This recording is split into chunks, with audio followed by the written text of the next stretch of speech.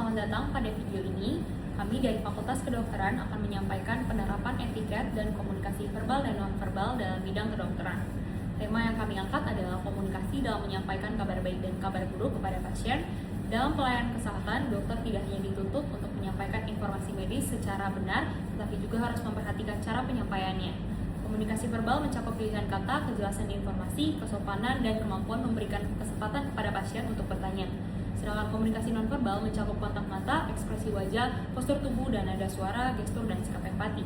Video ini terdiri dari dua situasi. Situasi yang pertama adalah penyampaian kabar baik kepada pasien, dan situasi yang kedua adalah penyampaian kabar buruk kepada pasien dan keluarga. Perkenalkan, nama saya Gede Jusos Marendegeng dengan NIM 010712300140 dan saya di sini berperan sebagai dokter. Perkenalkan, nama saya Dewi Puji Satyamrita Putri dengan NIM 010712300123. Saya berperan sebagai keluarga pasien yang menerima kabar buruk. Perkenalkan, nama saya Alsyana Aura dengan NIM 010712300279. Di sini saya berperan sebagai pasien yang menerima kabar buruk. Perkenalkan, nama saya Victoria Dariscong dengan NIM 010712300150. Saya di sini berperan sebagai pasien yang menerima kabar baik. Perkenalkan, saya dengan Tiara Milin Jolat dengan NIM 010712300295. Saya berperan sebagai narator. Pasien pertama datang untuk kontrol setelah sebelumnya mengalami infeksi saluran pernapasan. Pasien sudah menjalani pengobatan selama beberapa hari dan dokter akan menyampaikan bahwa kondisi pasien sudah membaik. Selamat pagi, Dok. Selamat pagi Ibu, silakan duduk. Baik Ibu, sekarang saya sedang dengan Ibu Vic ya. Iya, benar, Dok. Bagaimana kondisi Ibu hari ini? Saya sudah merasa jauh lebih baik, Dok. Batuknya juga sudah berkurang dan badan saya juga sudah tidak terlalu lemas. Syukurlah. Nah, hari ini saya ingin memberitahu hasil kontrol Ibu. Apakah Ibu sudah bersedia? Iya, Dok, saya siap. Baik Bu, berdasarkan keluhan Ibu yang sudah saya cek, Ibu sudah mulai membaik, di mana tidak terjadi adanya kelainan yang lainnya. Napas Ibu sudah teratur, tidak ada tanda-tanda bahaya lagi, dan suhu Ibu sudah normal. Namun perlu menyelesaikan obat yang sudah saya resepkan ya Bu ya. Yang pertama Ibu harus cukup minum air, habis itu beristirahat yang banyak, dan terakhir hindari dulu olahraga yang berat-berat ya Bu ya. Baik, Dok. Berarti saya masih perlu kontrol lagi nggak ya, Dok? Jika keluhan Ibu benar-benar hilang, Ibu cukup menjaga diri saja di rumah. Jika Ibu merasa badan Ibu lemas lagi, batuk kembali, dan merasa badan sangat lemas, demam tinggi, Ibu silakan datang kepada saya dan saya akan melakukan pengecekan ulang kepada Ibu. Baik, Dok. Terima kasih banyak, Dok. Terima kasih Ibu, dan saya sangat senang banget Ibu sudah sehat kembali. Baik, Dok. Berarti pemeriksaan hari ini sudah selesai. Sudah selesai Ibu. Baik, terima kasih ya, Dok. Terima kasih Ibu. Pasien kedua bersama keluarganya untuk menerima hasil pemeriksaan gula darah dan HbA1c. Pasien sebelumnya sering merasa cepat lelah, sering haus, sering buang air kecil, dan berat badan yang menurun. Dokter akan menyampaikan bahwa hasil pemeriksaan mengarah pada diabetes mellitus tipe 2 yang belum terkontrol. Selamat siang, Dok. Siang, silakan duduk Ibu.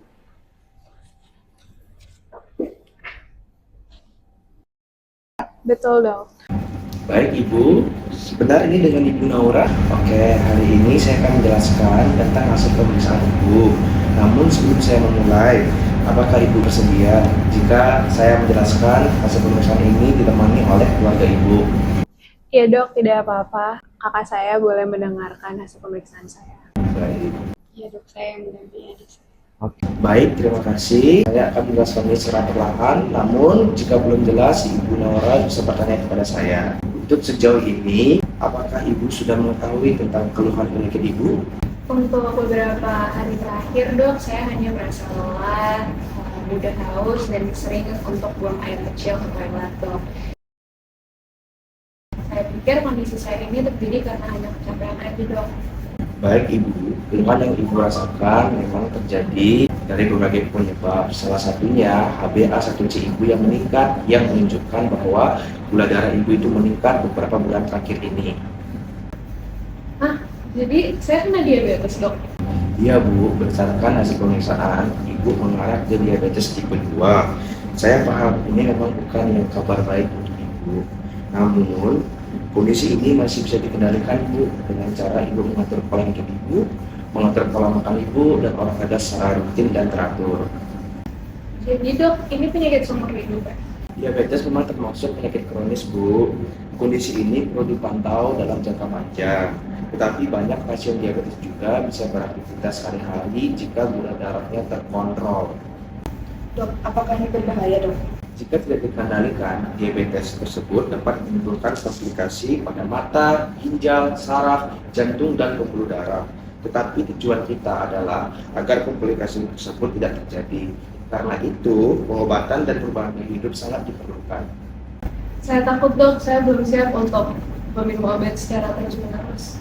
Saya mengerti, Bu, wajar jika Ibu merasa kaget. Dan kita akan mulai pengobatan ini secara bertahap ya, Bu. Saya akan merencanakan pengobatan-pengobatannya dengan bahasa yang mudah dipahami. Ibu tidak perlu menghadapi ini sendirian. Kami tim medis siap untuk membantu Ibu mengontrol gula darah Ibu secara hari-hari. Lalu apa yang harus kami lakukan, Dok? Langkah pertama yang perlu Ibu lakukan adalah yang pertama mengatur pola makan dan mengurangi makanan dan minuman yang tinggi gula. Namun melakukan aktivitas fisik 150 menit selama seminggu ya Bu ya. Setelah itu saya akan memberikan obat untuk memberikan penurunan gula darah kepada Ibu, dan Ibu juga harus mengontrol ulang sesuai dengan jadwal agar kita tim medis mengetahui tentang perkembangan gula darahnya. Kalau saya sudah mengonsumsi obatnya dok, apakah saya perlu tetap menjaga pola makannya? Ya Ibu, obat mengontrol gula darah, tetapi pola makan dan aktivitas fisik juga harus Ibu kendalikan karena ketiga ini saling berkaitan, Ibu. Jika hanya mengandalkan obat saja tanpa menjaga pola hidup dan pola makan, gula darah akan sulit terkontrol. Baik dok, saya akan coba ikuti saran dokter. Baik Bu, itu langkah yang sangat bagus. Saya akan tuliskan resep pengobatan dan jadwal kontrol Ibu. Jika Ibu merasa sangat lemas, mual berat, pandangan mulai kabur, segera datang kembali kepada saya. Baik, Dok. Terima kasih banyak atas penjelasannya. Sama-sama Ibu, apakah ada pertanyaan lain sebelum diskusi ini kita akhiri? Untuk sekarang ini belum dok, saya masih harus memahami semua situasinya terlebih dahulu. Tidak apa-apa Ibu, itu hal yang wajar. Nanti saat kontrol berikutnya, Ibu boleh bertanya kembali kepada saya jika ada hal yang belum jelas.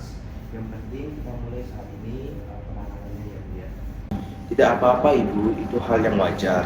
Nanti saat kontrol berikutnya, Ibu boleh bertanya kembali kepada saya jika ada hal yang belum jelas. Yang penting kita mulai saat ini penanganannya ya Bu ya. Baik dok, berarti konsultasi hari ini sudah selesai ya dok? Sudah Ibu. Terima kasih dok. Terima kasih dok. Dari kedua simulasi tersebut dapat disimpulkan bahwa komunikasi verbal dan nonverbal memiliki peran penting dalam pelayanan kesehatan. Dalam penyampaian kabar baik, dokter tetap perlu menggunakan bahasa yang jelas, tidak berlebihan, dan tetap memberi arahan lanjutan kepada pasien. Dalam menyampaikan kabar buruk, dokter perlu lebih hati-hati, empatik, jujur, dan memberi ruang bagi pasien untuk merespons. Etiket komunikasi verbal meliputi sapaan yang sopan, pemilihan kata yang mudah dipahami, penjelasan yang sistematis, dan kesempatan untuk bertanya. Etiket komunikasi nonverbal meliputi kontak mata, ekspresi wajah, postur tubuh, dan nada suara yang tenang, serta sikap yang mendengarkan. Komunikasi yang baik dapat membuat pasien merasa dihargai, lebih memahami kondisi kesehatannya, dan lebih siap untuk mengikuti rencana pengobatan. Oleh karena itu, kemampuan komunikasi verbal dan nonverbal merupakan bagian yang penting dari profesionalisme dalam dunia kedokteran.